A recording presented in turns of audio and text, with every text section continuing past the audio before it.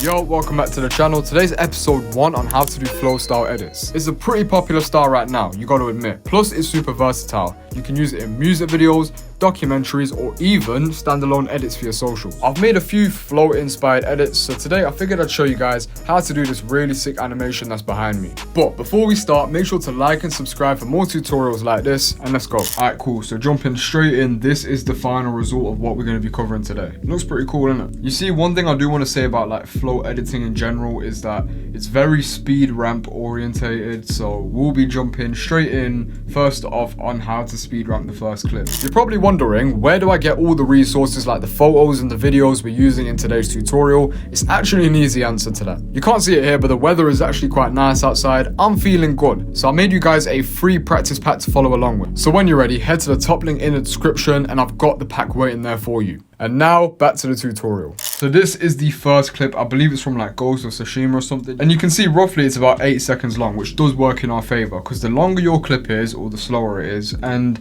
the higher the FPS, the more leeway you've got for doing speed ramps. For example, if this clip was like, I don't know, 2 seconds long, it was 24 FPS, then I'd struggle a bit. But because it's 8 seconds, I'm okay to speed ramp it down to the 2 or 1 second mark. We'll move on to the photos later, but let's start with the speed ramping. First thing you're gonna do is go onto your clip and press Ctrl-Alt-T to open the time remapping menu. Then just select a keyframe at the start and the end of where you want it to begin. So I want it to begin roughly about here, and then I want it to stop about here. And dragging this in basically means this part will show up wherever you put it. So if I want it to be 2 seconds long, I drag it over here and you can see that's exactly where it goes. So now it's going to be in a sped up version like that, right? So we now have the leeway to start speeding up and doing a nice smooth graph. So first thing I'm going to do is Ctrl-Shift-D and backspace to cut the rest of that clip. This is what we got now, just a quick sped up version. I'm going to press F9 to easy ease the keyframes after highlighting both of them. Then click this little icon here, which is the graph editor. Now, you see, one thing I've noticed with people who do flow editing, and even in my own examples of when I've done flow edits, there's a very common curve that's used quite a bit, and it's this little S curve kind of thing. I don't even know a name for it, I'm just calling it an S curve for the sake of it. But basically it goes fast in the beginning, slow in the middle, and then it speeds back up again, something like this. And ignore the data motion, that's just because I downloaded it like in a really crap way. If you're working with your own footage, you won't have that problem. But in my case, that's a bit too slow for me, innit? So I'm gonna roughly bring it down to maybe a second long. There we go, exactly like that. Then just keep messing about with the graph settings until you're happy with how it looks. So if we go back to my original edit, yeah, you can see this is what the curve looks like if you do want to copy that one. So you can clearly see there's a big difference between these two right here. And the answer to that is the effects. So if we go onto my original edit and look at the adjustment layers I've got set, I did a shake transition just with the sapphire shake and added in a brightness and contrast, just like this. It's just your standard shake. You can use whatever you feel is best. In my case, I like the shakes to be a bit slower on the frequency, so I set that to about 8 and the amplitude at 1.96. No graphs or anything like that. The seed's 0, so I've kept it quite slow and just more like a little rumble rather than a massive shake, if that makes sense. It just gives it that little extra motion, which I feel just completes it, to be honest. And you can see this is it without the shake, but in my opinion, it's so much better with the shake. Look, there's a clear difference there, do you know what I mean? Adds to the energy quite a bit, and you see it inside of flow edits in general. Now, one thing I did also add was a posterized time and set it to 16.6. That's just me dragging it and being lazy. You can set it to whatever value you want, around that 16 to 17 value, but this is without the posterized time. It looks okay, but it just doesn't have that grungy look to it. You can see with a lot of these flow edits, posterized time is used quite a bit. Just gives it that old school kind of feel. So here's what we got so far. We've got a shake effect, our time remap clip, posterized time, and here is the next step, which is using sapphire hotspots. If you haven't got sapphire, you can always use the Lumetri color, I believe. For example, let me just add it in to see exactly what I'm talking about. Yeah, you could always use the blacks option instead, but in my opinion, hotspots is just elite. At least in all the people I've seen doing flow edits, like all the big creators, Majority of them do use hotspots at some point in their edit. But you see me, I've done something slightly different. I'm not sure if any other editors do it, but this is something I found works quite well. Instead of using a normal flicker effect, basically I go into the hotspots and keyframe the threshold, right? So then I press Alt on the stopwatch to open the expressions menu and type in wiggle 10,0.25. You can copy that if you want, it's straight source, honestly. So basically I keyframe the threshold like normal and just drag it up a little bit before the transition into the match cut. Well, flash cut as you would call it, but I don't care. You know what I mean. Just make it a bit more darker, adds a little bit more impact to the transition, in my opinion.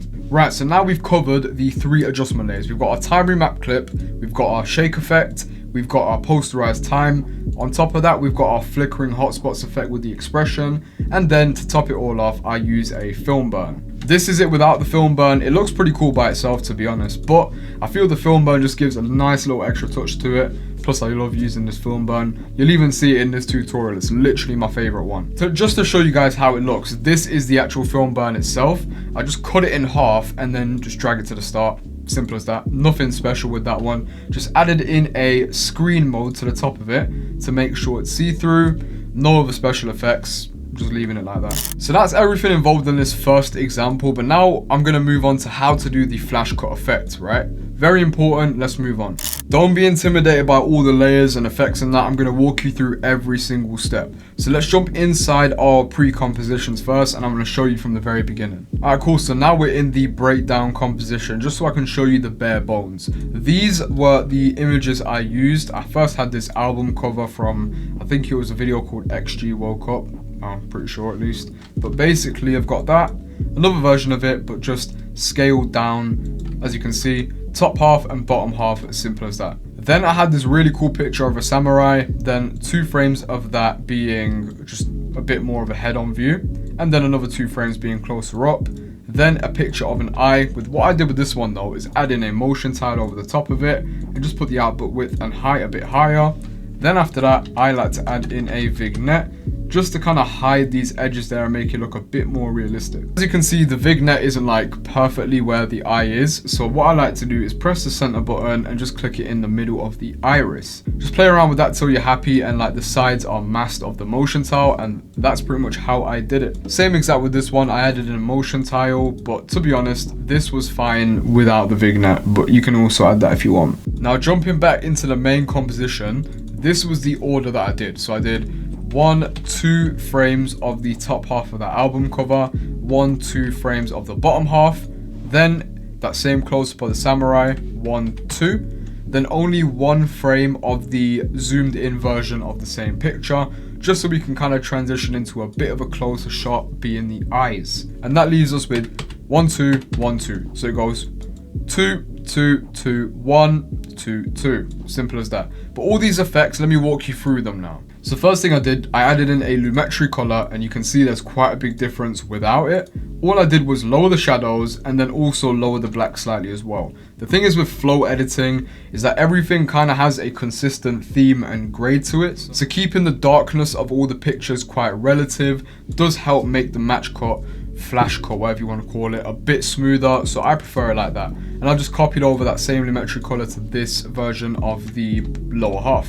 Now, as for the samurai picture, first thing I did was add in a sharpen at 98, then an unsharp mask at 52 at the amount, and a radius of roughly around 36.5 or 36.4, whatever man, anything along those lines is fine. Then the vignette, it just makes it a bit easier on the eyes when you're transitioning from the edges of the previous image. And then also a noise on top of that. Make sure to untick color noise and set it to roughly 20%. Then after that, just a black and white over the top. This image is the exact same, just zoomed in. Now, as for the eye picture, yeah, so first thing I did was add in the motion tile like I showed you guys beforehand, but also I've literally just copied all those effects from the samurai picture onto this one. Simple as that. And for the second eye picture, it's the exact same. I copied over everything, including the motion tile. However, there's one slight change. I made sure to add a lumetri color before any of these effects right here, where I've essentially just upped the contrast, up the highlights, lower the shadows, and kept it at that.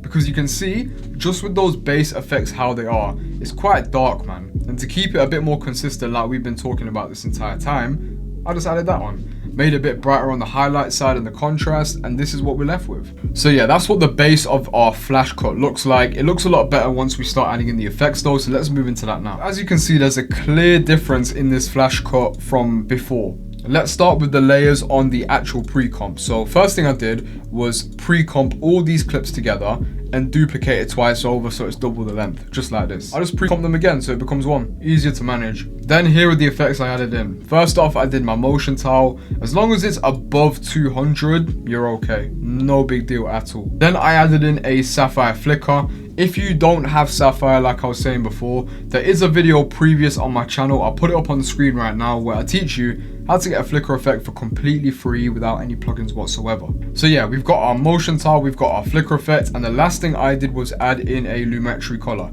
You can notice obviously throughout the tapestry kind of animations we've got of the Ghost of Tsushima intro, it's all got this really tan look, like parchment paper. So it'd be a bit stupid to leave this black and white like everything else, because obviously we made everything black and white inside the pre-comps. However, I felt it'd be a bit nicer to add a lumetri color where I'd up the temperature to roughly around 57, 60-ish, and then play around with the other values of basic correction. This just makes sure we've got that consistent color theme. Like I was saying before, guys, when it comes to flow edits, they've got to flow. So at this point, you haven't got any of these effects just yet. You literally just got this pre-comp here. It should be looking something like this.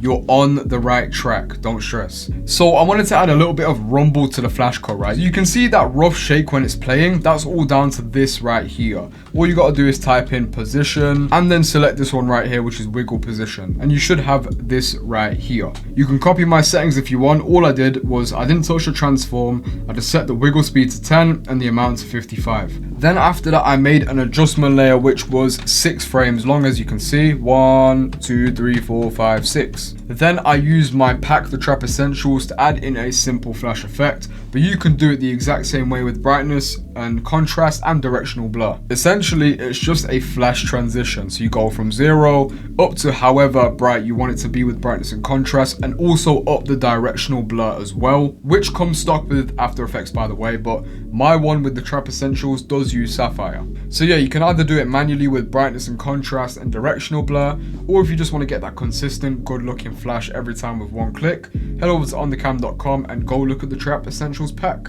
But yeah, man, on to the next part. So the next thing we're doing is actually adding in a bit of spice into our edit. So the first thing I did was kind of chop up this film blur. Do you remember what I showed you at the start, that film burn? So if you guys remember, I used this exact film burn at the very beginning of our clip. If we just go back to it, this one right here, where we started with it, just here.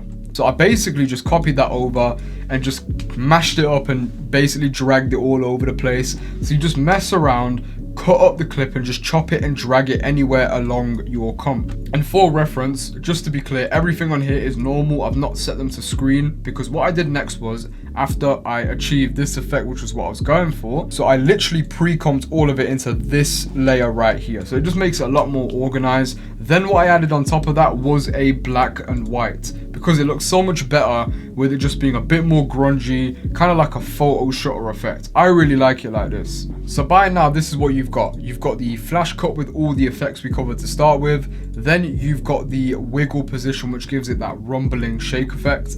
Then you've got the flash transition to start it with. After that, you've now got your mashup of film burns to give it a bit more texture. And finally, this is the last step. I used the same film burn throughout this whole thing, by the way. It's genuinely that goated. I used it in the intro, I used it throughout the flash cut, and now I'm using it at the end of the flash cut. All I did was Control D to copy the intro one, then extend it and cut this side. So it basically acts as a normal film burn, but not with the transition afterwards. So we leave the cut there and it pretty much becomes like this. If we extend it the whole way, that's what it looks like, but I'd rather have that impact over the smoothness in this case, so I cut it off halfway before the transition ended. So guys, by now you should have these two different effects. The intro effect with the speed ramp onto the flash cut with all those crazy animations. Already it is looking insane, guys, just these two clips by themselves. But now we're going to move on to the last and final effect, which is pretty much a similar step to the first effect we covered, a speed ramped clip. Let's move on to it. Yo, just wanted to quickly mention, if you like that flash cut, match cut, whatever you want to call it, that we made earlier for this tutorial, I've recently released a match cut bundle that works on any software. Bro, it comes with more than 50 different animations, plus the even crazier part, some of them have built-in transition. So it lives up to the drag and drop name. One click and you've got an insane match transition. So yeah, if you want to check out the bundle while the price is still low, head over to onthecam.com or the second link in the description and it's waiting there for you. And because you made it this far, use the code DYNAMIC for an extra $5 off. Thank you guys for supporting like always. Now back to the last part of the tutorial. So on to the third and final one. It's near enough the same process as our original first clip with the speed ramping and the effects. So let's move on to that now. Honestly guys, it's super simple. If you remember how to time remap from the first example we did, this is the original clip we're working with. It's roughly like, I don't know, 10 seconds long, which is perfect for speed ramping if we're making like a 1 or 2 second clip, because then you don't have to rely on having a high FPS. So in my case, I just press Ctrl-Alt-T to open the time remapping and then add a keyframe at the start and the end of where I want it to stay. Bring it roughly to about 1.5 2 seconds-ish. Then let's zoom in, highlight both of these, press F9 to ease it, and then just make a nice S-curve graph like we did in the first example. Of course, it's not going to be perfect the exact moment you start it, but just looking at that S-curve by itself, I'm pretty happy with that. So once you've done your time remap, what I want you to do is cut down the clip with Ctrl-Shift-D and bring it back into your actual composition. So without any more effects, this is what it looks like at the moment. Let's start by adding in the first adjustment layer. So I'm basically copying the same shake from the first effect we did right here. So all you need to do is Ctrl-D to copy over the shake you did at the very beginning, drag it over to your clip and just order it basically above. That's it. And now this is what I've got. You can see just with the shake by itself, there's so much better. Alright guys, onto the second adjustment layer. It's the exact same process as effect number 1, which is the posterized time. Set it roughly to about 16-17 FPS if you're looking to get a similar effect to me. But mess around with the values and just try and get whatever you feel is best. In my case, I've stuck to 16.6, why not? But yeah, this is what we're looking like with those 2 adjustment layers now. I feel it really matches the energy of the clip we're going for. Looks a lot better to me. So, onto the third and final adjustment layer, which is, I hope you lot would have guessed it by now, but it's the hotspots effect. We essentially did it the same way. So you'd be starting with roughly 0.28 on the threshold.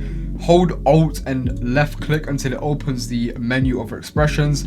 Type in wiggle 10, 0.25 for what I think is probably the better option to do when it comes to the expression. So that was episode 1 on how to edit the flow style. If you want to see part 2 a lot sooner, I'll do it if this video does well. If it does well. Thank you guys for tapping into the tutorial. Make sure to hit that like and subscribe if you enjoyed it, and I'll see you guys in the next video. Love.